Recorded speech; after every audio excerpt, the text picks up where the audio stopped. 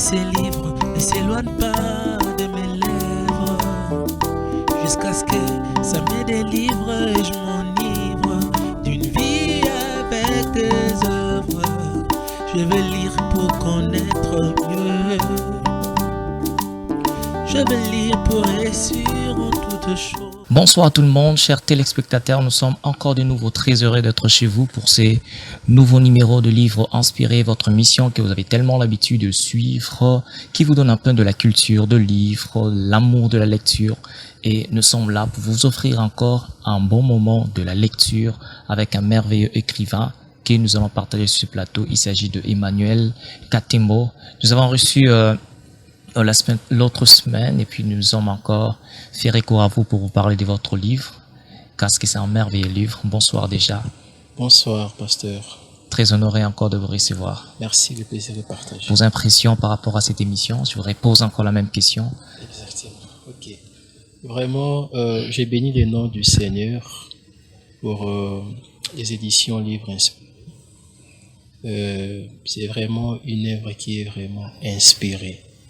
Et ma prière est que le Seigneur vous amène de gloire en gloire pour inspirer encore davantage le monde entier. Comme nous commençons toujours notre émission, nous avons toujours l'habitude de parler un peu de la vie, de la lecture de notre invité. Aujourd'hui, par exemple, on parlera un peu de vous. Vous avez cette passion de l'écriture. Vous avez même écrit un livre sur l'homme face à l'épreuve. Mais aujourd'hui, nous voulons un peu savoir comment vous êtes parvenu à écrire ces livres. Vous aimez lire, c'est parce que vous êtes devenu maintenant un écrivain, mais comment êtes-vous arrivé à écrire un livre et devenir aussi un écrivain? Voilà, merci beaucoup pour cette question. Comment est-ce que j'ai écrit ces livres? Vraiment, c'est toute une histoire. Comment, je parle pas, je dis comment vous êtes devenu écrivain. Parce que votre livre, si vous entrez déjà, parce que c'est très profond, là on en reviendra. Mais comment vous êtes parvenu à penser à écrire un livre, à devenir écrivain? Voilà. Après l'observation, par rapport à tout ce que j'ai vécu, et par rapport à l'observation également du monde, et je me suis dit, si je ne peux pas aller parler à tout le monde par rapport à certaines réalités, par rapport à certaines solutions, peut-être moi je connais, mais d'autres non.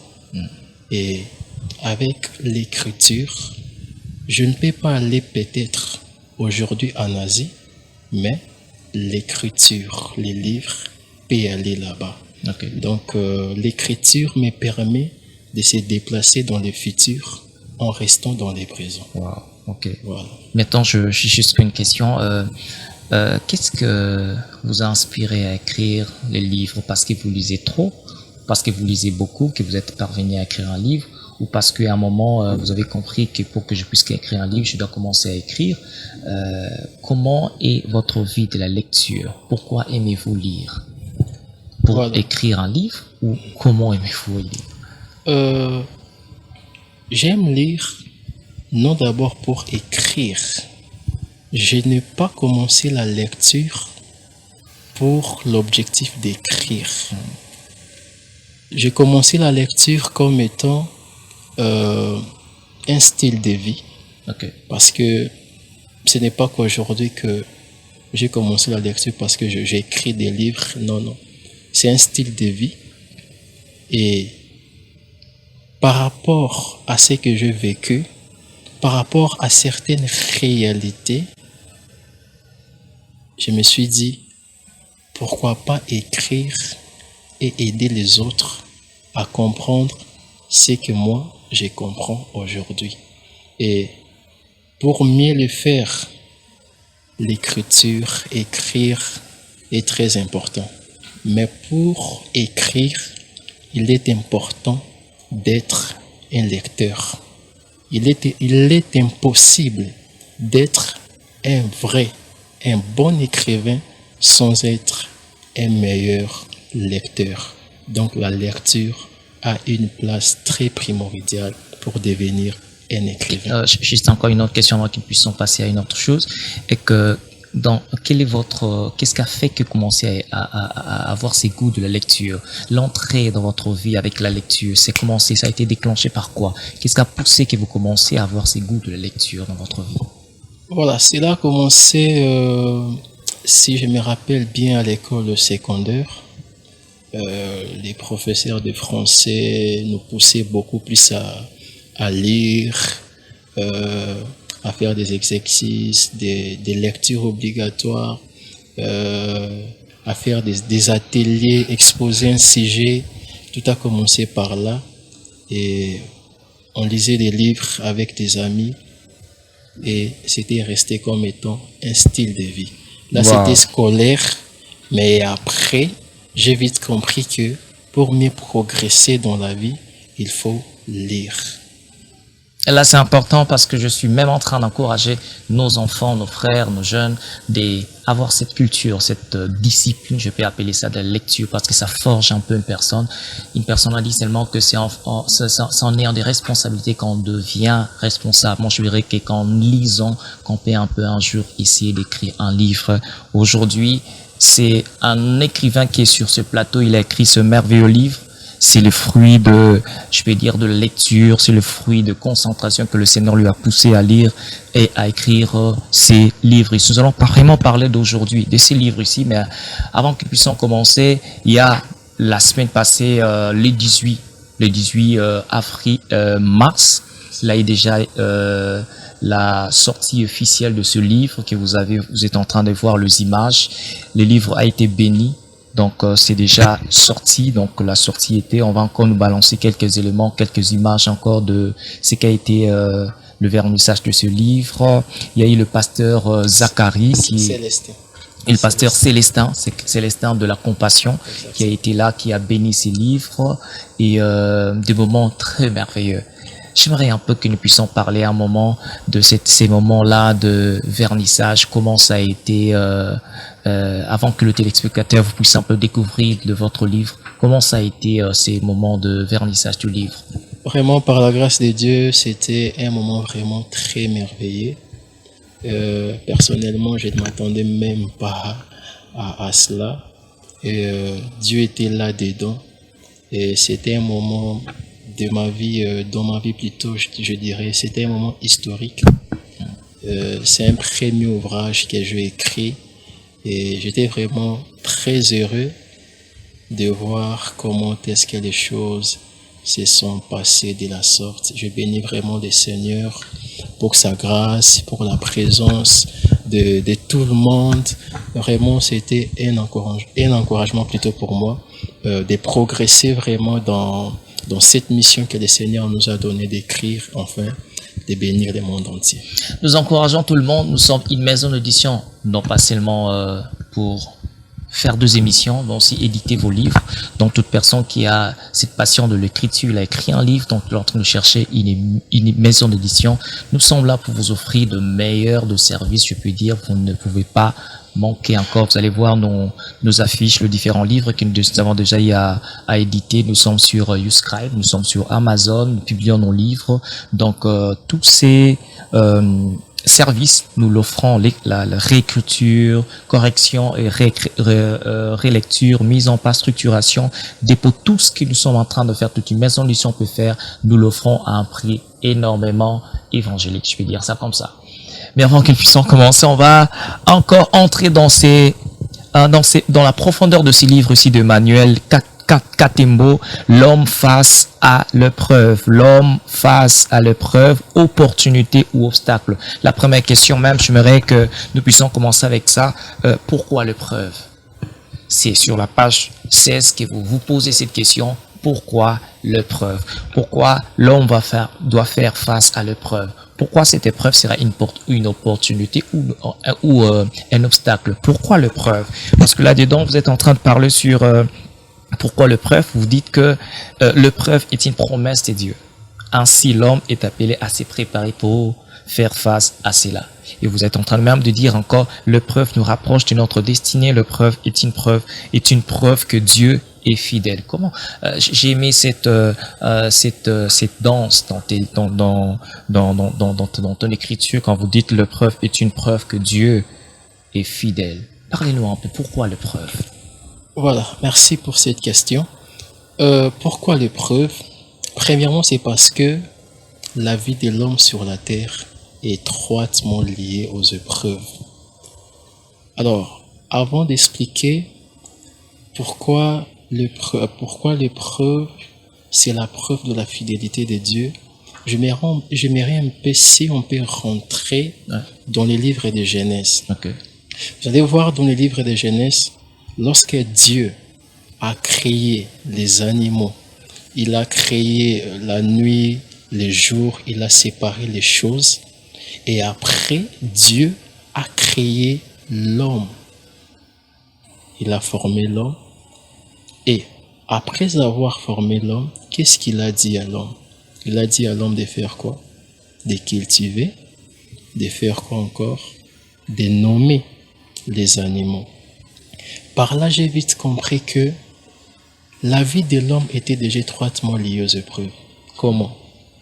Vous allez voir que l'homme, Dieu n'a pas dit à l'homme de créer l'éléphant, mais il a dit à l'homme de donner les noms, donc de nommer. Dieu n'a pas dit à l'homme de créer un champ, mais de cultiver. Par là, j'ai vite compris que l'épreuve de l'homme, ce n'est pas de créer, c'est de cultiver, c'est de nommer.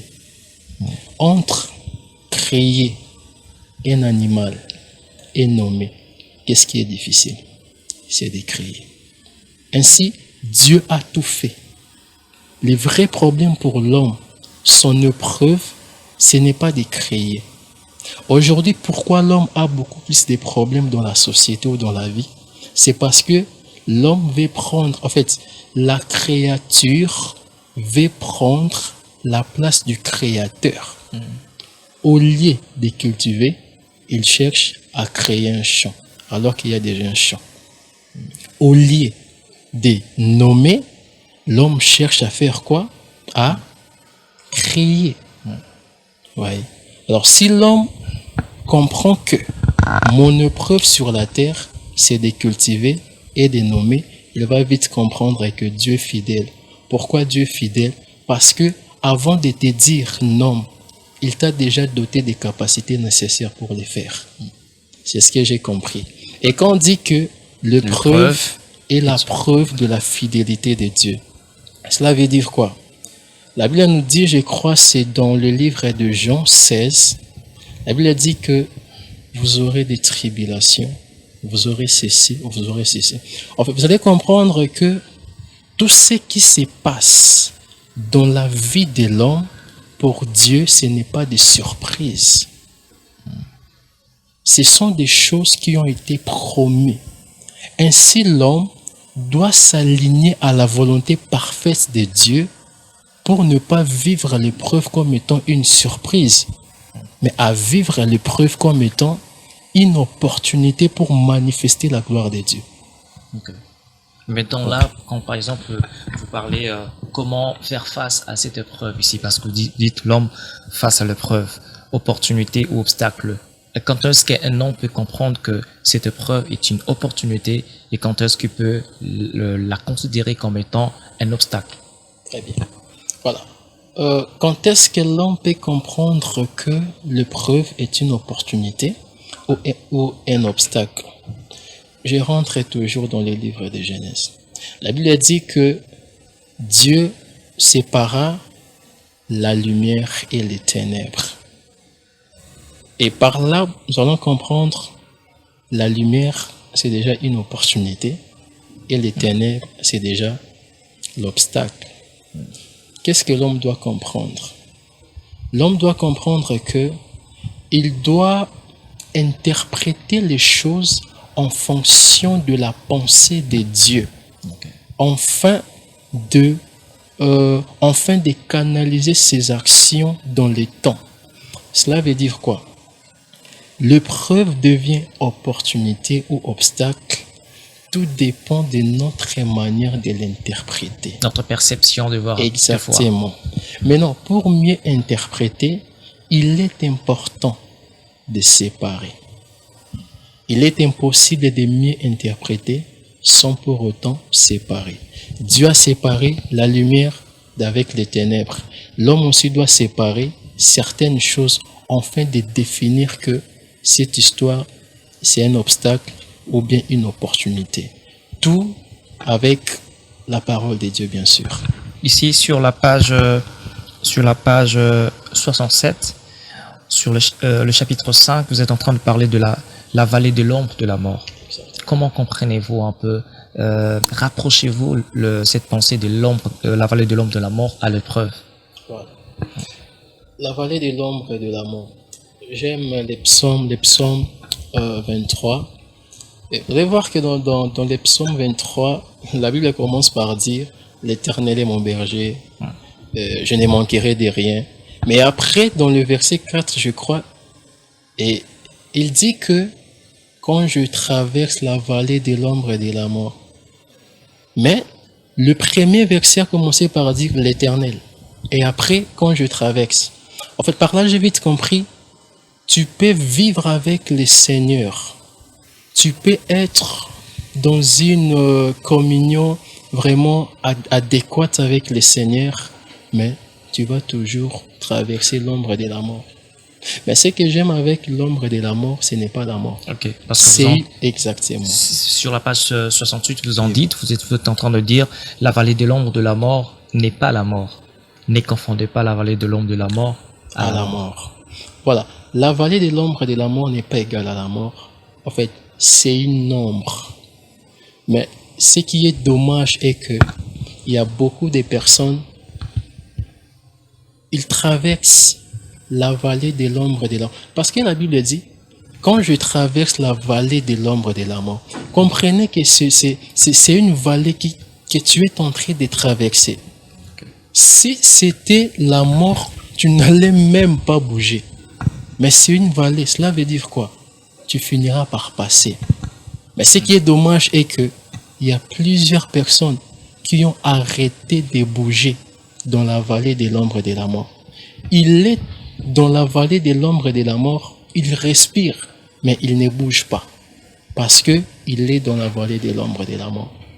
Vous savez seulement que ces livres ici, je suis en train de dire que ce merveilleux l'homme face à l'épreuve, opportunité ou obstacle, l'auteur est en train de dire la vallée de l'ombre de la mort n'est pas la mort.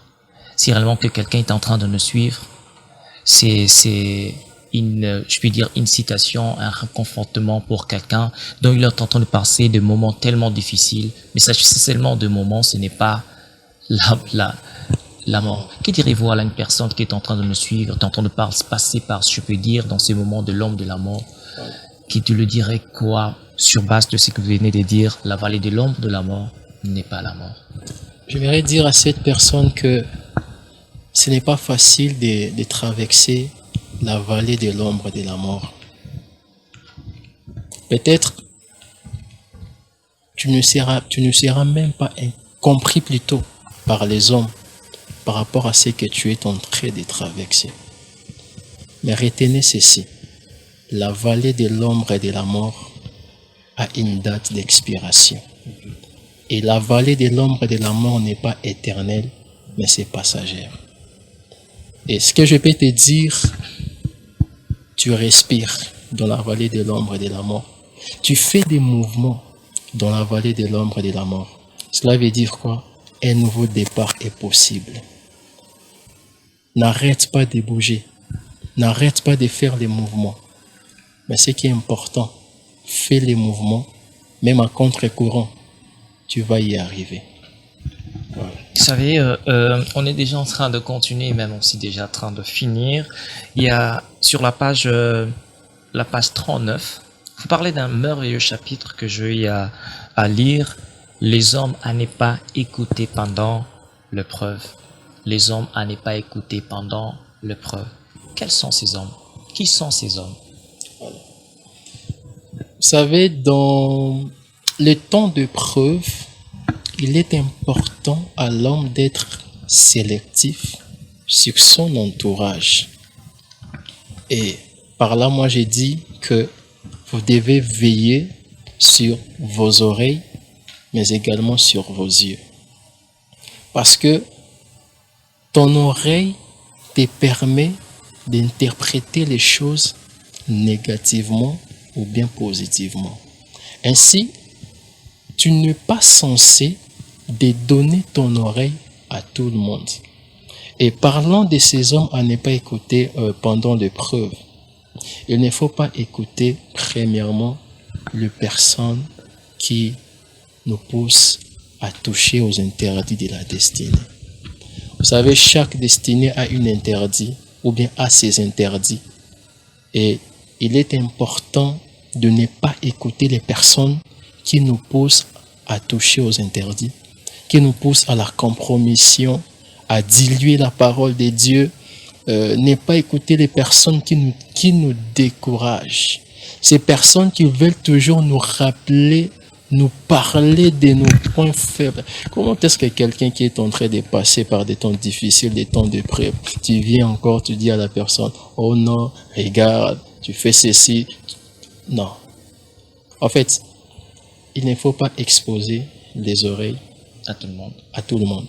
Être sélectif, cela va nous permettre de bien être concentrés dans la direction de notre appel. Mais j'aimerais encore vous poser cette question parce que vous parlez aussi de Job qui a écouté dans sa femme aussi, il a parlé réellement de choses qui pourraient décourager à soit rejeter Dieu ou soit continuer toujours à faire confiance en Dieu. Mais comment vivre pendant le moment de l'épreuve alors que nous avons ces personnes-là qu'on devrait éviter, mais on ne sait pas. Ils sont toujours dans notre environnement. Ça fait une chose importante, on ne sait pas toujours sélectionner dans quel environnement on peut être dans un environnement où on ne sait pas vraiment comment on peut faire pour que n'est pas écouté. Mais on est comme censé rester toujours là alors qu'ils sont toujours là avec vous. Comment vivre dans cet environnement-là? Bien que il n'y a pas un autre moyen, il n'y a pas un autre endroit pour aller, mais on est toujours obligé de rester là. Comment vivre? Voilà, comment vivre avec ces personnes pendant les temps de preuve. Par là, moi, je dirais que il est important de nourrir vos pensées avec la parole de Dieu. Super. Je peux être là présent, mais par rapport à mes pensées, je ne suis pas là.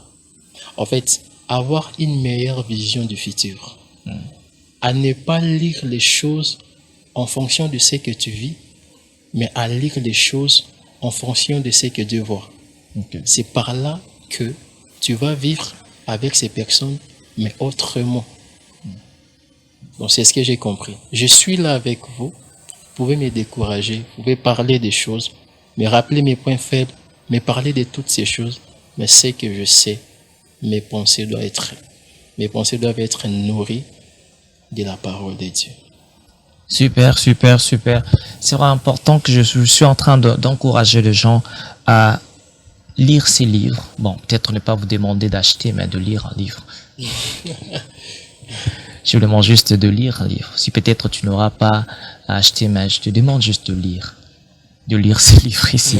Donc c'est un merveilleux livre que nous avons à parcourir. Ça va vous réconforter à jamais, je puis dire, parce que Dieu peut passer juste par ces livres ici pour essayer peut-être de vous encourager à quelque chose que vous êtes en train de vivre, traverser, mais sachez-le que ces livres peuvent être une réponse à vos questions, Nous sommes déjà en train de finir. Où peut-on trouver ces livres ici? Est-ce qu'il y a des points de vente ou peut-être les gens pourraient vous contacter pour essayer de s'en procurer peut-être de livres? Voilà, exactement, il y a des points de vente concernant les livres. Alors, ceux qui veulent acheter les livres ici à Kinshasa, ils peuvent, si possible, nous avons disposé un service de livraison à domicile. Donc, ils peuvent nous écrire ou appeler via les numéros 081 67 39 450. 081 67 39 450. Il y a un service de livraison à domicile. Ou soit ils peuvent passer, nous avons un bureau qui est à la 4e rue résidentielle, référence parquet général de Matete. Il y a un bureau là. Donc, ils peuvent toujours appeler via les numéros pour avoir des précisions concernant l'adresse exacte plutôt de ces bureaux qui est à la 4e rue résidentielle. Et pour les personnes qui sont à l'étranger, Ils peuvent avoir les livres via Amazon. Aussi, ceux qui veulent lire aussi Sur en YouScribe. ligne, En ligne. YouScribe est là pour les aider aussi à lire ces livres. Donc, tout le monde peut l'acheter parce que ces livres, moi j'ai dit, c'est un livre de la destinée qui m'est béni personnellement d'ailleurs. Ok, c'est un livre, comme l'auteur vient de lire, c'est un livre de la destinée. Donc, vous allez trouver sur notre édition livre inspiré sur YouScribe. Donc, YouScribe, c'est une bibliothèque numérique francophone qui est partout dans le monde. Sur en ligne, vous pouvez, nous sommes livre inspiré, édition et là aussi dedans comme maison d'édition, nous sommes là. Et aussi sur Amazon, nous avons sur notre compte Amazon Livre Inspiré. Donc, vous pouvez aussi acheter ces livres ici d'Emmanuel Katembo. Moi, je vous donne rendez-vous pour la semaine prochaine afin que nous puissions finir votre mot de la fin à tous ces téléspectateurs qui t'ont suivi aujourd'hui. Votre mot de la fin. Voilà, merci beaucoup, pasteur.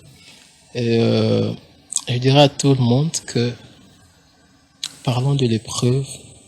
L'épreuve ne favorise personne dans la vie, mais l'épreuve valorise les bons gestionnaires des épreuves. Et qui est ces bons gestionnaires?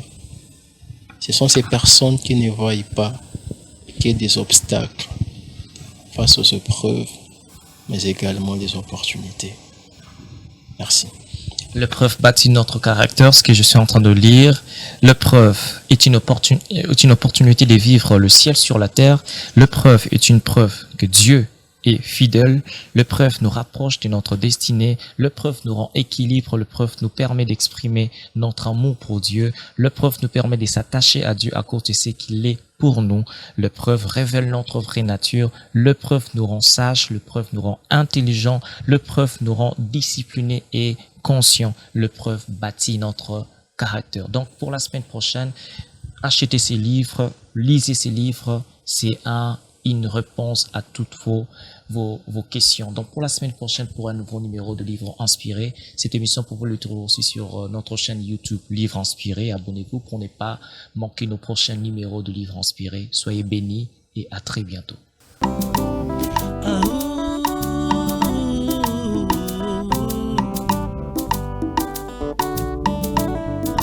Que ces livres ne s'éloignent pas de mes lèvres, jusqu'à ce que ça me délivre et je m'enivre d'une vie avec tes œuvres. Je veux lire pour connaître mieux. Je veux lire pour